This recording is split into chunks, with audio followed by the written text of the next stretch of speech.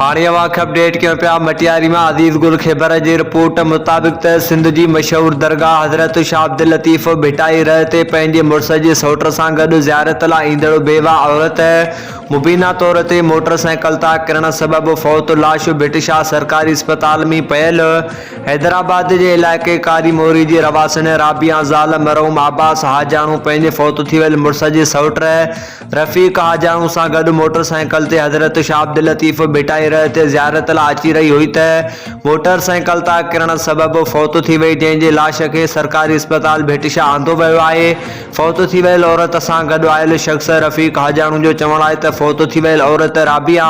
मुंहिंजे मरहूम सौट अब्बास हाजाणू जी घरवारी आहे, जंहिंखे आउं मोटरसाइकिल ते दरगाह शाह अब्दुल लतीफ़ भिटाई जी ज़ियारत लाइ खणी अची रहियो हुउसि त मोटरसाइकिल जे टायर हेठां वॾो पथर अची वियो, जंहिं करे मूंसां गॾु आयल मुंहिंजी मरहूम सौट जी घरवारी मुंहिंजी भाॼाई मोटरसाइकिल तां किरण सबबि फौत थी वई, जंहिंजे लाश खे खणाए अस्पताल पहुतासीं। आख़िरी इतलाउनि ताईं फौती औरत जो लाश भिटशाह सरकारी अस्पताल में पयल आहे ऐं भिटशाह थाणे जा एहलकार पिणु अस्पताल पहुतल आहिनि।